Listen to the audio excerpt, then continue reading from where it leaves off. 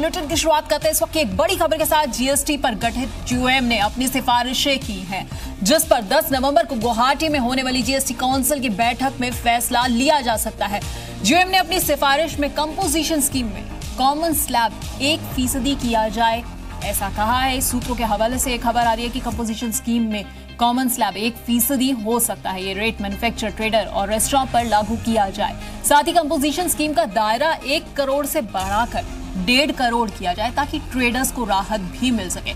साथ ही composition scheme में registered trader interstate sale भी कर सकेंगे।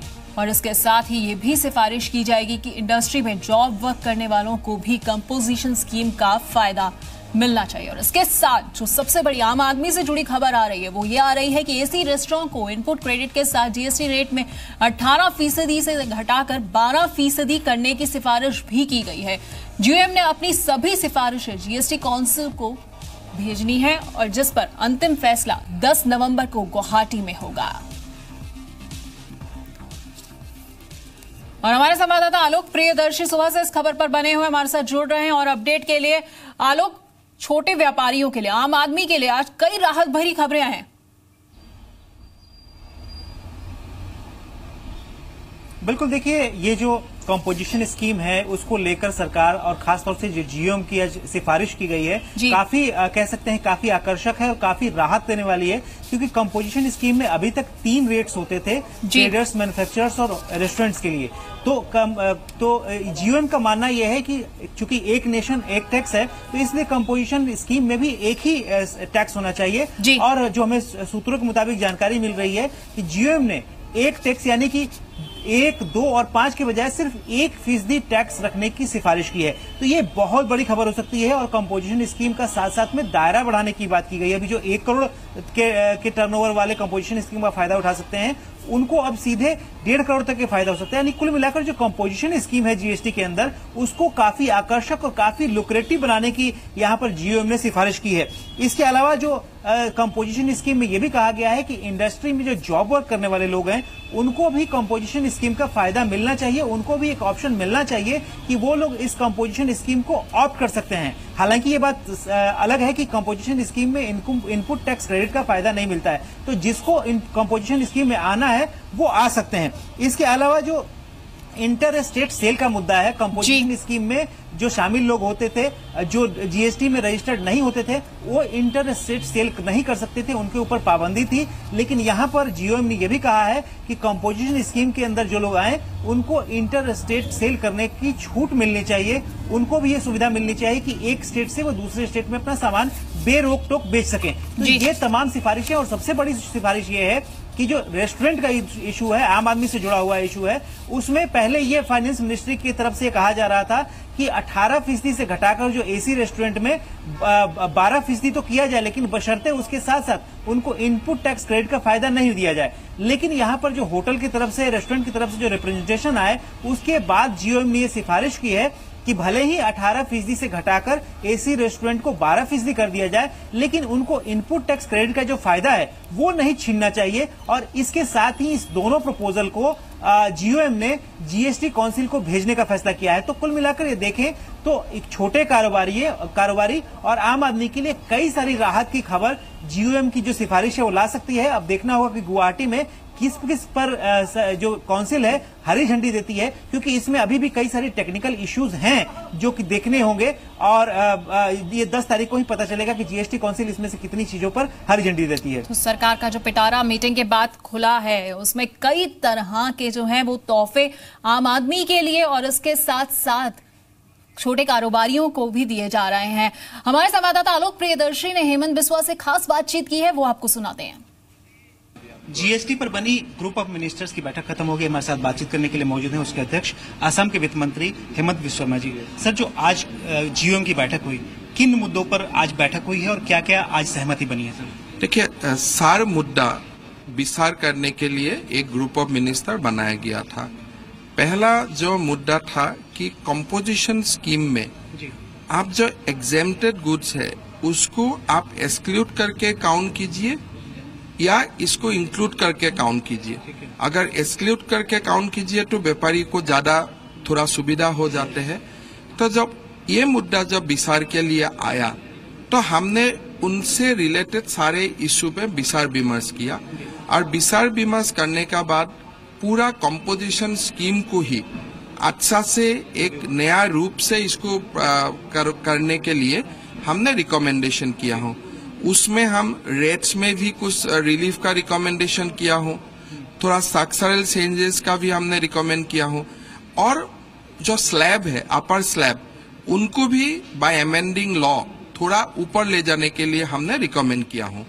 तो एक तो मुद्दा और है, फिर एक मुद्दा रहे कि रेस्टोरेंट में हम आईटीसी देना चाहिए कि नहीं देना चाहिए, उसमें भी हमारा एक सहमति बना है।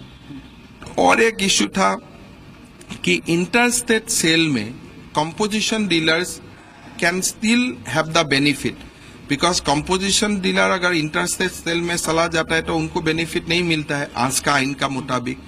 लेकिन जैसे दिल्ली का व्यापारी गुड़गांव में कुछ सामान सेल करता है तो उनका कंपोजिशन का सुविधा खत्म हो जाता है। तो हमने बोला हूं नहीं, ये वन नेशन वन टैक्स है, तो उसमें आप ये जो सुविधा होना चाहिए कंपोजिशन डीलर को वो आप दीजिए, चाहे वो इंटरस्टेट सेल भी हो।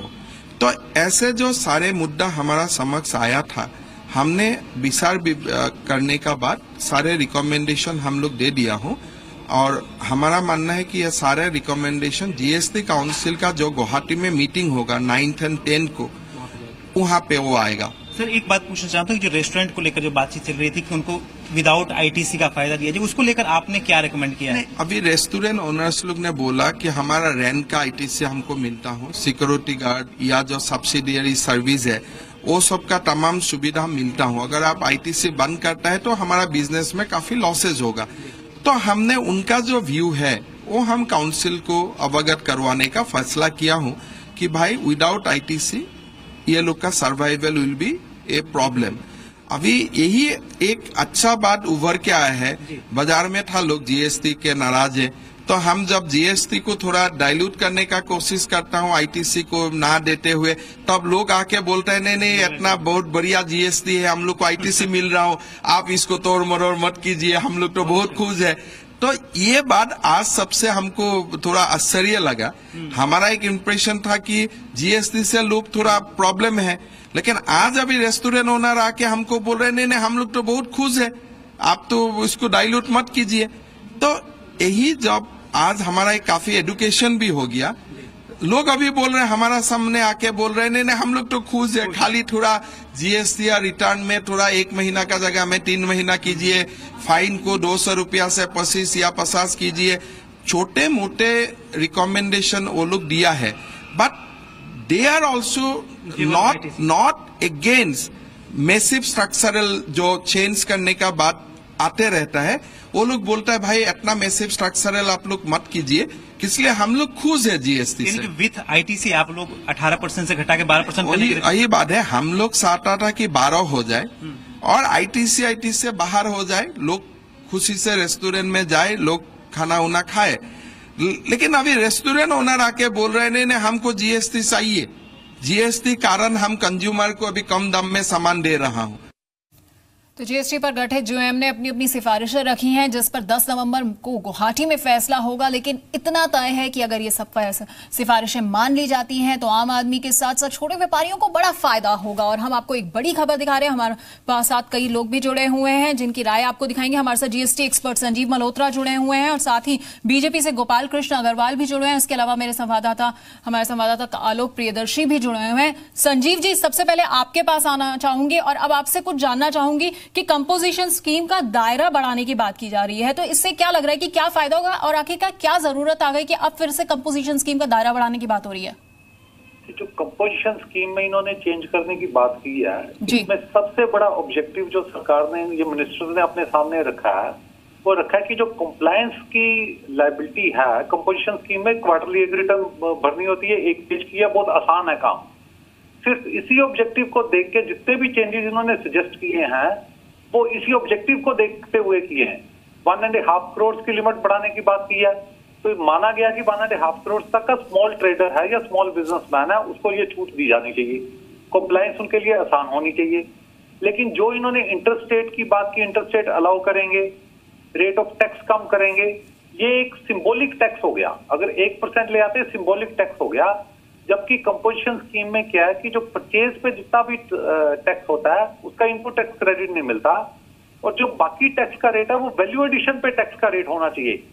लेकिन अगर 1% कर देते हैं तो ये एक सिंबॉलिक टैक्स हो गया, अर्थमेटिकली दूसरों से टैली नहीं होगा।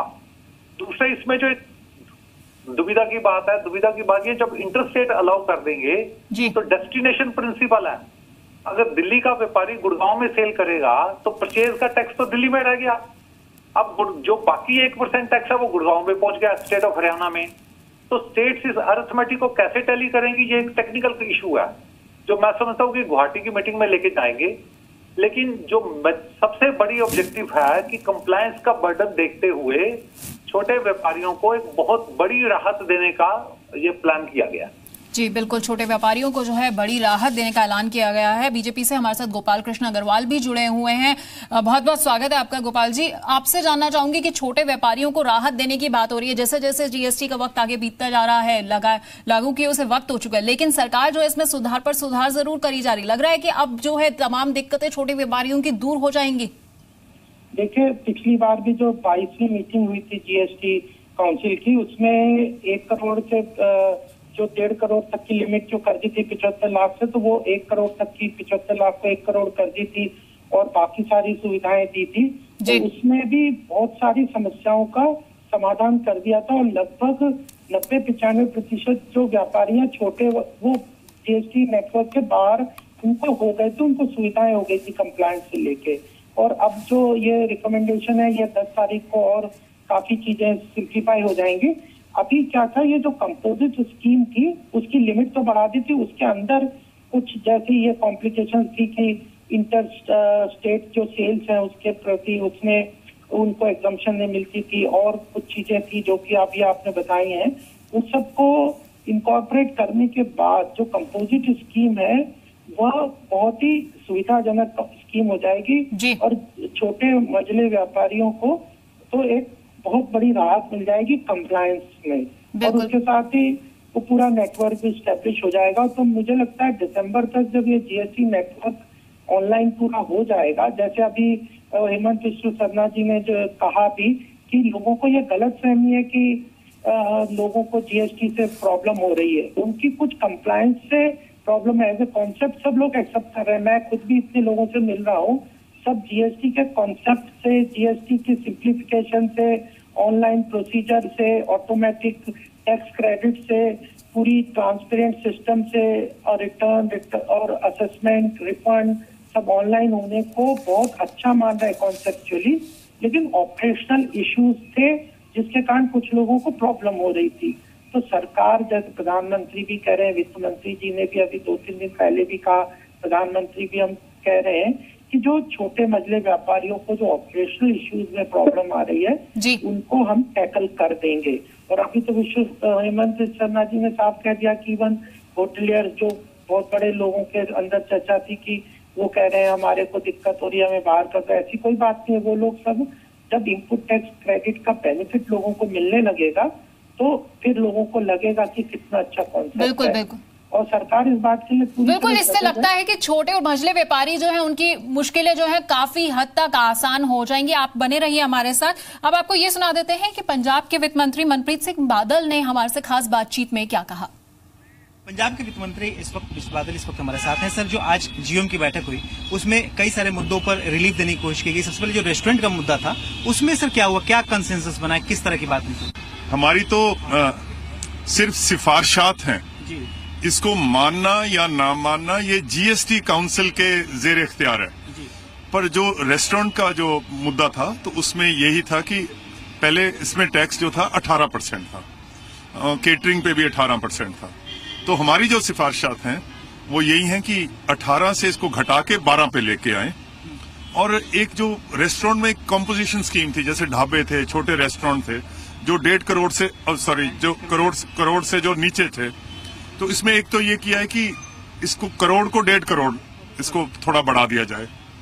और फिर ढाबे वगैरह को 5% टैक्स था, तो इसको 1% 5 से घटा के 1% पे लेके आए। तो आज जो हमारी सिफारिशात हैं और इससे फायदा क्या होगा, और जैसे शायद आपके सुनने वाले जानते हो कि हिंदुस्तान में ही नहीं बल्कि अमेरिका में भी और कनाडा में भी और जितने भी मुल्क हैं 10% जो टैक्स पेयर है वो 90% टैक्स देता है और बाकी 90% 10 देता है।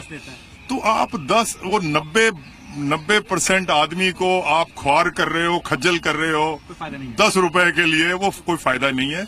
इसको जितना सरल हो सके वो हो ताकि टैक्स की कंप्लायंस बढ़ सके। रेस्टोरेंट ओनर ने कहा कि हमको आईटीसी का फायदा मिलता रहना चाहिए क्योंकि सरकार ये सोच रही थी कि चूंकि ये बेनिफिट पास ऑन नहीं कर रहे हैं तो क्यों ना इनका आईटीसी खत्म कर दिया जाए। तो उस पर क्या बातचीत हुई? आईटीसी मिलती रहेगी? आईटीसी मिलती रहेगी। और मैं आपके देखने वालों को ये काले कैमरे की आंखों के जरिए ये भी कहना चाहता हूं कि हमारा ये भी मकसद था कि जो हिंदुस्तान की औरत है इसको यार रसोई से बाहर निकालना है।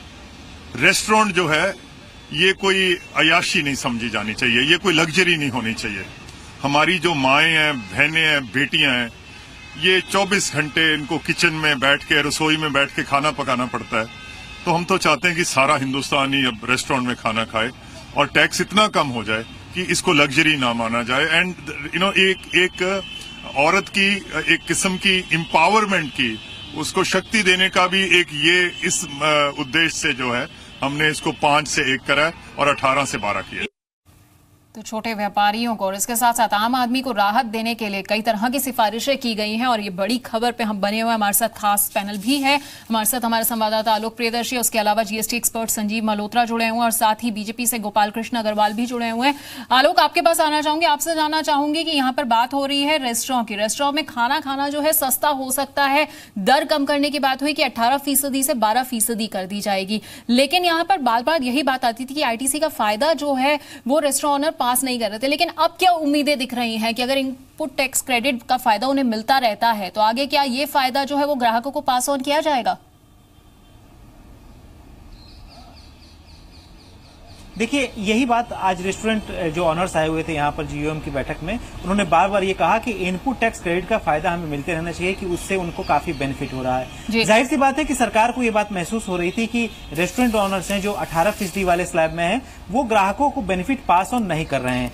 तो देखना होगा कि सरकार किस तरह से अब इन रेस्टोरेंट्स का जो बेनिफिट है वो ग्राहकों को देती है। अगर सीधे सीधे 18% से 12% कर दिया जाता है तो एक तरह से देखें तो ग्राहकों को सीधे 6% का फायदा तो हो जाएगा, लेकिन साथ ही साथ होटल ऑनर्स जो रेस्टोरेंट ऑनर्स हैं उनको और भी ज्यादा फायदा होगा क्योंकि साथ साथ में उनको उनके इनपुट टैक्स क्रेडिट भी मिलेगा। तो ये होटल रेस्टोरेंट ऑनर्स के लिए काफी एक तरह से डबल बोनांजा हो गया। एक तो टैक्स रेट भी कम होगा और दूसरा इनपुट टैक्स क्रेडिट का फायदा ही मिलेगा। तो ये दोनों चीजें उनके लिए काफी बोनांजा हो जाएगा और आम आदमी के लिए तो 6% रेट कम ही होगा। लेकिन देखना होगा कि जो ऑलरेडी पहले 12% में है नॉन एसी रेस्टोरेंट वाले हैं, वो क्या इस मुकाबले में कितना आगे अपने आप को देख पाएंगे और आने वाले दिनों में क्या ये रेस्टोरेंट जो हैं ये क्या ग्राहकों को और इस जीएसटी का जो इनपुट टैक्स क्रेडिट का बेनिफिट है पास ऑन कर पाएंगे या नहीं कर पाएंगे, ये देखने वाली बात होगी। इसी बात पर गुवाहाटी में चर्चा होगी कि क्या ये एक सिर्फ अभी तो जीओएम की सिफारिश है कि इस रेट को कम कर दिया जाए, लेकिन क्या इसमें यथास्थिति बरकरार रखी जाए या फिर उसको कम कर दिया जाए, ये अब देखने वाली बात होगी। लेकिन यहाँ पर जीओएम ने ये सिफारिश कर दी है कि 12% भी कर दिया जाए और इनपुट टैक्स क्रेडिट का फायदा भी 18% वालों को मिलता रहे। तो ये दोनों चीजें ना सिफारिश कर दी गई है। बिल्कुल, यहाँ पर सिफारिश कर दी गई है। संजीव जी, 12% अगर टैक्स हो जाता है, जीएसटी की दर हो जाती है, तो एसी रेस्टोरेंट में खाना खाना या फिर नॉन एसी में खाना खाना सब बराबर हो जाएगा, लेकिन इससे ग्राहकों की काफी सारी कंफ्यूजन खत्म हो जाएंगे कि कहां पर उन्हें कितना जीएसटी चुकाना पड़ेगा। जहां तक इस न्यूज की बात है कि 18% को 12% पे लेके आ रहे हैं जी और इनपुट टैक्स क्रेडिट दे रहे हैं, इसमें मुझे कुछ कंफ्यूजन दिखाई देता है, इसमें कुछ क्लैरिटी नहीं दिखाई दे रही। कारण ये 5% वाले लोग थे जो 5% कंपोजिशन में रेस्टोरेंट थे, उनको इनपुट टैक्स क्रेडिट अलाउड नहीं था जी। तो ये बात चल रही थी कि उनको इनपुट टैक्स क्रेडिट देना चाहिए या नहीं देना चाहिए। 18% वो रेस्टोरेंट थे जिनमें एसी है और लीकर सर्व करते हैं जी। नॉन एसी और नॉन लीकर सर्विंग वाले 12% में थे, दोनों को इनपुट टैक्स क्रेडिट मिलता था जी। तो जहां तक इस खबर की बात है कि 18 का 12 पे आ रहा है, मेरे इसमें कुछ डाउट्स है। तो मैं समझता हूं कि ये क्लैरिटी होने के बाद ही इस पे चर्चा मैं कर सकूंगा। लेकिन जहां तक 5% वाली बात है, 5% को इनपुट टैक्स क्रेडिट देना चाहिए, उसमें ये चर्चा हो रही है कि 1% रेट हो जाएगा। अब 1% रेट रेस्टोरेंट पे होना, ये भी एक बात समझ नहीं आ रही। क्योंकि इसमें वैल्यू एडिशन बहुत ज्यादा होती है। रेस्टोरेंट के केस में इनपुट टैक्स क्रेडिट जो होता है वो बहुत कम होता है, क्योंकि मोस्टली आइटम एग्जेम्प्टेड होती हैं जी। तो वैल्यू एडिशन में अगर 1% कर देंगे रेस्टोरेंट में, तो ये तो एक सिंबॉलिक टैक्स हो गया।